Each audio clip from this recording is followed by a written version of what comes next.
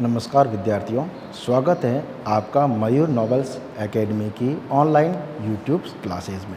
आज हम अध्ययन करेंगे मानव नेत्र दोष के बारे में। पिछले वीडियो में हमने मानव नेत्र की संरचना का विस्तार पूर्वक अध्ययन किया था, तो उसको आगे बढ़ाते हुए आज हम अपना टॉपिक शुरू करते हैं। मानव नेत्र दोष। इससे पहले हमने पढ़ा था कि मनुष्य का जो नेत्र है इसमें किस प्रकार प्रतिबिंब का निर्माण होता है। तो जब प्रकाश की किरण हमारे कॉर्निया पर आपतित होती है तो लेंस से अपवर्तन के पश्चात रेटिना पर मिलती है। जब प्रकाश की किरण रेटिना पर फोकसित होती है, मिलती है, तो प्रतिबिंब का निर्माण होता है। मानव नेत्र में बनने वाला प्रतिबिंब वास्तविक, उल्टा और छोटा बनता है। लेकिन लेंस में त्रुटि के कारण हमारे नेत्र में दोष उत्पन्न हो जाते हैं और उस दोष के प्रभाव से हमें वस्तुएं दिखाई नहीं देती।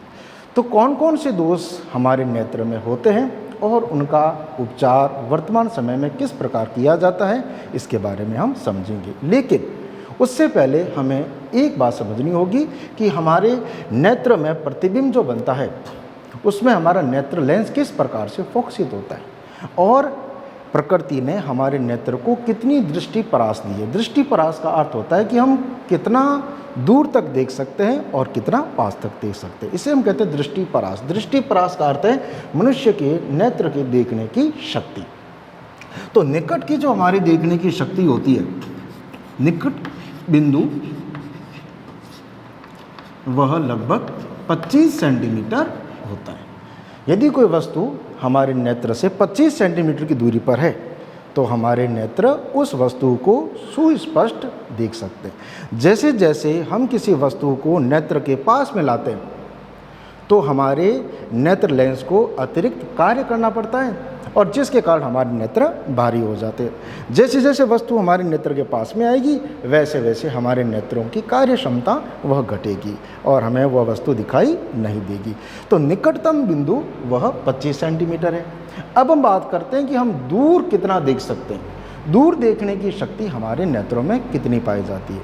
जैसे कि हम सूरज को देख सकते हैं, तारों को देख सकते हैं, चंद्रमा को देख सकते हैं। तो इनकी दूरी हमारे ग्रह से काफ़ी ज़्यादा है, तो हम कह सकते हैं कि अनंत दूरी पर है। तो दूर देखने की शक्ति हमारे नेत्र में अनंत परास की होती है।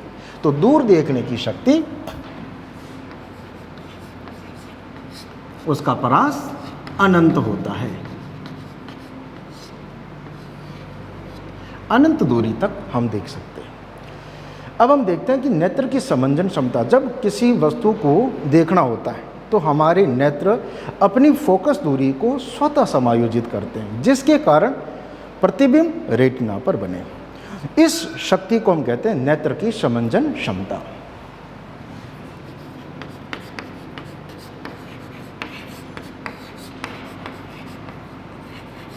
नेत्र की समंजन क्षमता। नेत्र की समंजन क्षमता का अर्थ होगा कि मानव नेत्र वस्तु को देखने के लिए अपनी फोकस दूरी को स्वतः समायोजित करता है। इस स्वतः समायोजित करने की शक्ति को हम नेत्र की समंजन क्षमता कहते हैं। यह किस प्रकार से होती है, हम इसको चित्र के द्वारा समझें। जैसे कि यह मानव नेत्र लेंस है जो पक्षमावी पेशियों पर टिका होता है, जिसकी चर्चा हमने पूर्व वीडियो में की थी। जब किसी वस्तु से आने वाला प्रकाश लेंस पर आपतित होता है, उससे पहले हमारा जो ये लेंस है यह सामान्य अवस्था में रहता है, शिथिल अवस्था में रहता है। पक्षमावी पेशियों को कोई कार्य नहीं करना पड़ता है, तो उस लेंस की फोकस दूरी अधिक होती है, जिसके कारण प्रतिबिंब वह रेटिना पर बनता है। तो जब हम किसी दूर की वस्तु को देखते हैं उस समय हमारा नेत्र लेंस वह शिथिल अवस्था में होता है, शांत अवस्था में होता है और फोकस दूरी अधिक होती है, क्योंकि पक्षमावी पेशियों को कोई कार्य नहीं करना पड़ता। लेकिन जब हम किसी नज़दीक स्थित वस्तु को देखते हैं उस समय पक्षमावी पेशियाँ यह लेंस को दबाती है। लेंस को दबाने से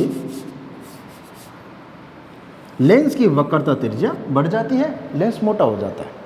पक्षमापी पेशियों ने इस लेंस को दबाया। हमने यहाँ पर तो सिर्फ ऊपर और नीचे बनाया, लेकिन ऐसा नहीं होता, ये चारों तरफ से होता है। चारों तरफ से ये पक्षमापी पेशियाँ इस लेंस को दबाती है, जिससे लेंस की वक्रता त्रिज्या बढ़ जाती है।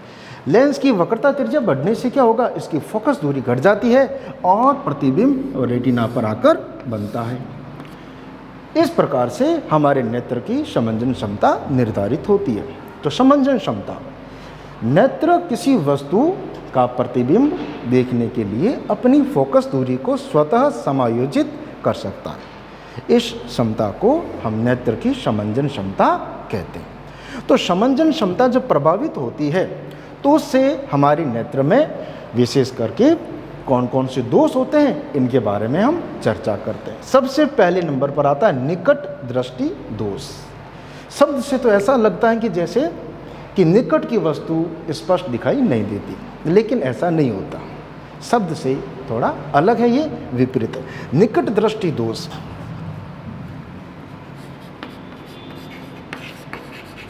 निकट दृष्टि दोष। निकट दृष्टि दोष का अर्थ होता है कि निकट की दृष्टि का जब हम अधिक उपयोग करते हैं, जैसे कोई कंप्यूटर ऑपरेटर लंबे समय तक बैठकर वो कंप्यूटर पर कार्य कर रहा है, तो वो अपनी निकट की दृष्टि का उपयोग अधिक कर रहा है। एक विद्यार्थी कई घंटे तक वो बैठ के पढ़ाई कर रहा है, तो निकट की दृष्टि का वो उपयोग अधिक कर रहा है। तो निकट की दृष्टि का उपयोग अधिक करने से क्या होता है कि दूर स्थित वस्तुएं वह स्पष्ट दिखाई नहीं देती। दूर स्थित वस्तुओं का प्रतिबिंब अस्पष्ट बनता है। इस दोष को हम निकट दृष्टि दोष कहते हैं। ऐसा दोष जिसमें रोगी को निकट स्थित वस्तुएं स्पष्ट दिखाई देती है, लेकिन दूर स्थित वस्तुएं स्पष्ट दिखाई नहीं देती, इस दोष को हम निकट दृष्टि दोष कहते हैं। तो निकट दृष्टि दोष का अर्थ दिमाग में एकदम क्लियर होना चाहिए, कोई कंफ्यूज नहीं होना चाहिए। दोबारा से हम इसका अर्थ समझें, निकट दृष्टि दोष क्या होता है। निकट दृष्टि दोष का अर्थ है कि ऐसा दोष जिसमें निकट की वस्तुएं साफ दिखाई देती हैं, लेकिन दूर स्थित वस्तुएं साफ दिखाई नहीं देती, इस दोष को निकट दृष्टि दोष कहते हैं। निकट दृष्टि दोष उत्पन्न होने का कारण क्या है? तो निकट दृष्टि दोष, दूर की वस्तु स्पष्ट दिखाई नहीं देती। इसका कारण क्या माना जाता है? तो उसकी मुख्य दो कारण है। पहला इसका कारण है कि हमारा नेत्र लेंस, निकट दृष्टि दोष,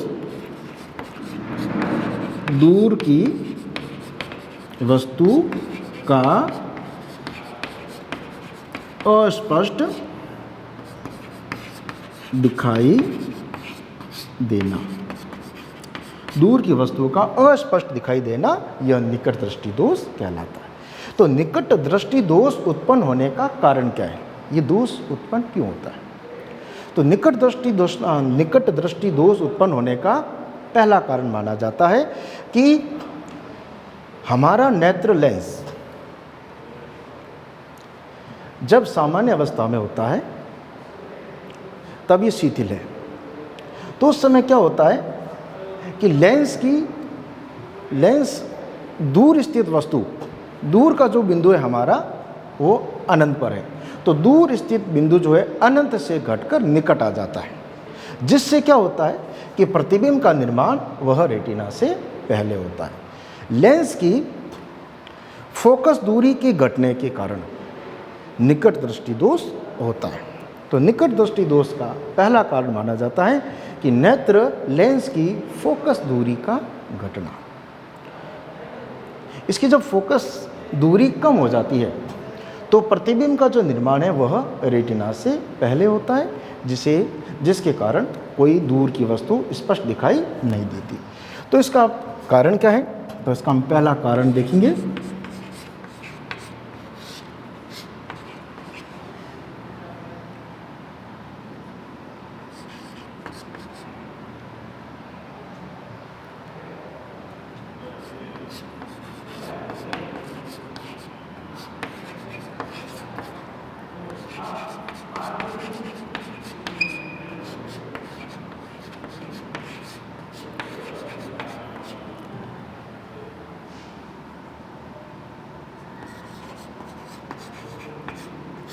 जब नेत्र लेंस की फोकस दूरी घट जाती है तो फोकस दूरी घटने से प्रतिबिंब का निर्माण वह रेटिना से पहले होता है।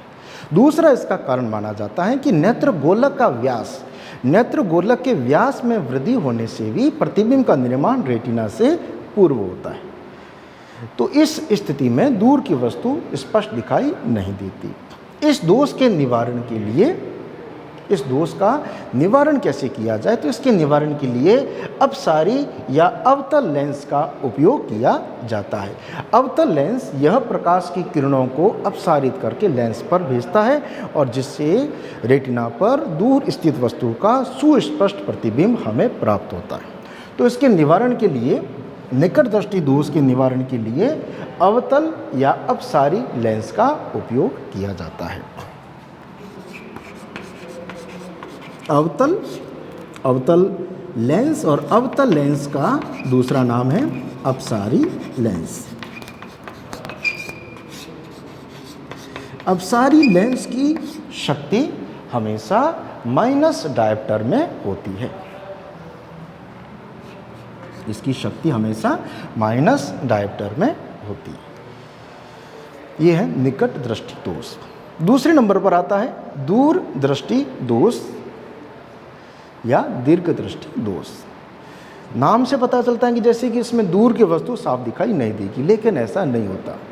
वह दोष जिसमें रोगी को दूर की वस्तु स्पष्ट दिखाई देती है लेकिन निकट स्थित वस्तुएं वह साफ दिखाई नहीं देती, इस दोष को हम दीर्घ दृष्टि दोष या दूरदृष्टि दोष कहते हैं। दोबारा से हम इसका अर्थ समझें। ऐसा दोष जिसमें रोगी को दूर स्थित वस्तुएं साफ दिखाई देती है लेकिन निकट स्थित वस्तुएं, निकट की वस्तुएं साफ दिखाई नहीं देती, इस दोष को हम दूर दृष्टि दोष कहते हैं। दूर दृष्टि दोष का कारण क्या? तो दूर दृष्टि दोष का कारण ये माना जाता है कि जब लेंस प्रकाश की किरणों को केंद्रित करता है तो उस दौरान इसकी फोकस दूरी का मान बढ़ जाता है। फोकस दूरी का मान बढ़ने से प्रतिबिंब का निर्माण वह रेटिना के पीछे होता है। प्रतिबिंब रेटिना के पीछे बनने के कारण हमें निकट की वस्तु साफ दिखाई नहीं देती। इस दोष का निवारण कैसे किया जाए? तो दूर दृष्टि दोष का जो निवारण है, दूर दृष्टि दोष, तो इस दोष के निवारण के लिए नेत्रों पर उत्तल लेंस का उपयोग किया जाता है। जैसा कि हम चित्र में देख सकते हैं, उत्तल लेंस को लगाया जाता है। उत्तल लेंस क्या करता है? तो उत्तल लेंस प्रकाश की किरणों को अपसारित करता है और जिसके कारण प्रतिबिंब रेटिना पर आकर उत्तल लेंस प्रकाश की किरणों को अभिसारित करता है, मिलाता है। यह अभिसारित करने का कार्य करता है, मिलाने का कार्य करता है, जिसके कारण वस्तु का प्रतिबिंब वह रेटिना पर आकर बनता है। तो दूर दृष्टि दोष के निवारण में उत्तल लेंस का उपयोग किया जाता है। इसके बाद तीसरा जो दोष आता है जिसे कहते हैं जरा दृष्टि दोष। जरा दृष्टि दोष, जरा दृष्टि दोष क्या है? जरा दृष्टि दोष, जरा दृष्टि दोष यह दोष बुढ़ापे में होता है। जब व्यक्ति वृद्ध हो जाता है तो नेत्र की पक्षमादी पेशियां यह फोकस दूरी को समायोजित नहीं कर पाती और जिसके कारण रोगी को निकट और दूर दोनों प्रकार की वस्तुएं स्पष्ट दिखाई नहीं देती। इस दोष को जरा दृष्टि दोष कहते हैं। तो जरा दृष्टि दोष में रोगी को निकट और दूर दोनों प्रकार की वस्तुएं साफ दिखाई नहीं देती। इस दोष को जरा दृष्टि दोष कहते हैं। जरा दृष्टि दोष का कारण क्या है? तो जरा दृष्टि दोष का कारण है कि नेत्र लेंस जिन पेशियों पर टिका होता है, जिन्हें हम कहते हैं पक्षमादी पेशियां, इन पेशियों के शिथिल होने से, इन पेशियों के कमज़ोर होने से फोकस दूरी नहीं बन पाती और प्रतिबिंब का निर्माण नहीं होता। इसका निवारण कैसे किया जाए? इसके निवारण के लिए द्विफोक्सी लेंस का उपयोग किया जाता है। द्विफोक्सी लेंस ऐसा लेंस जिनमें उत्तल और अवतल दोनों को मिश्रित करके बनाया जाता है। आपने बुजुर्ग लोगों का चश्मा जरूर देखा होगा। उनके चश्मे के अंदर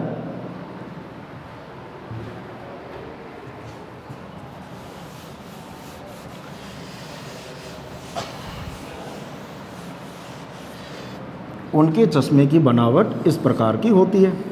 जैसे ही चश्मा बनाया,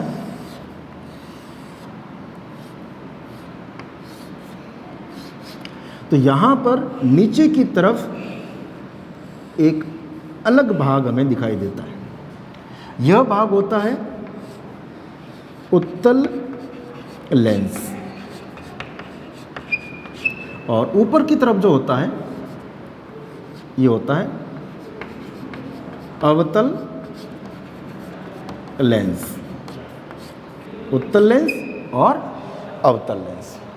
तो जर्रा दृष्टि दोष के निवारण में द्विफोक्सी लेंस अर्थात चश्मों में ऐसे लेंस का उपयोग किया जाता है जिसमें उत्तल लेंस का भी समावेश होता है तथा अवतल लेंस का भी इसमें समावेश किया जाता है। द्विफोक्सी लेंस का उपयोग करके इस दोष का निवारण किया जाता है।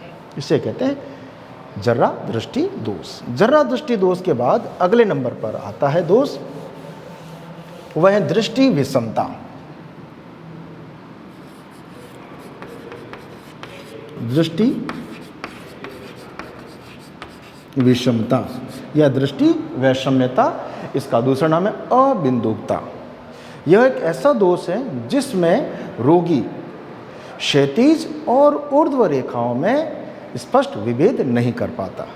रोगी क्षैतिज रेखाएं और ऊर्ध्व रेखाओं में विभेद नहीं कर पाता। इस दोष को हम कहते हैं दृष्टि विषमता। तो दृष्टि विषमता के कारण रोगी जो है वह तिरछा देखता है। किसी वस्तु को देखने के लिए अपनी आंखों को वो तिरछा घुमाता है। तो इस रोग का कारण माना जाता है कि जो नेत्र गोलक जिन पेशियों के कारण घूमता है, उन पेशियों में विषमता होने से यह दोष उत्पन्न होता है। तो इस दोष का निवारण किस प्रकार से किया जाए? तो दृष्टि विषमता के निवारण के लिए बेलनाकार लेंस का उपयोग किया जाता है।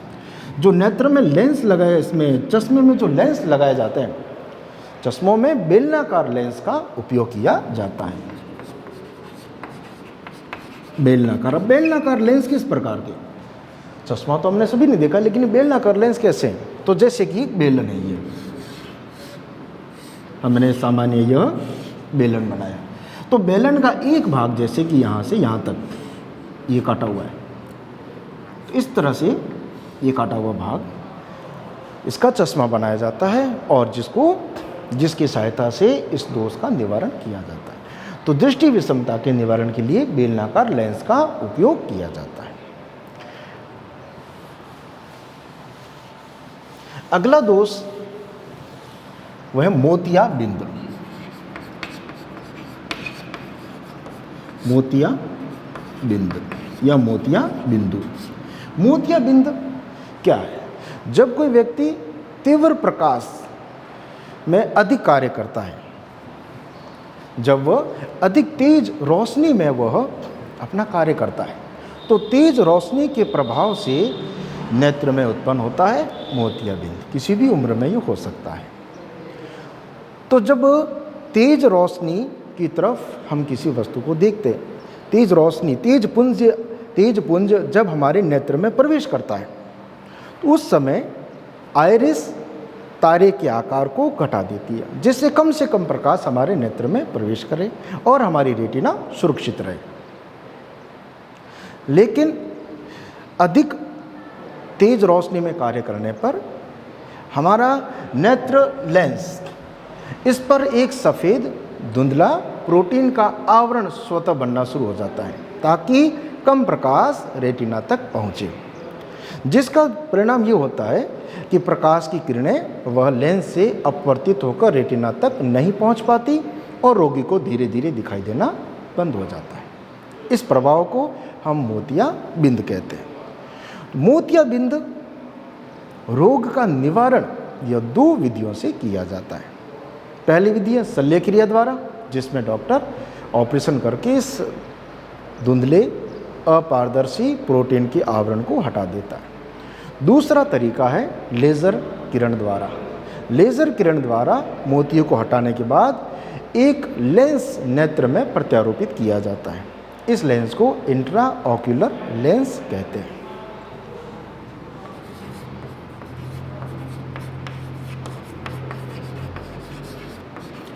इंट्राऑक्यूलर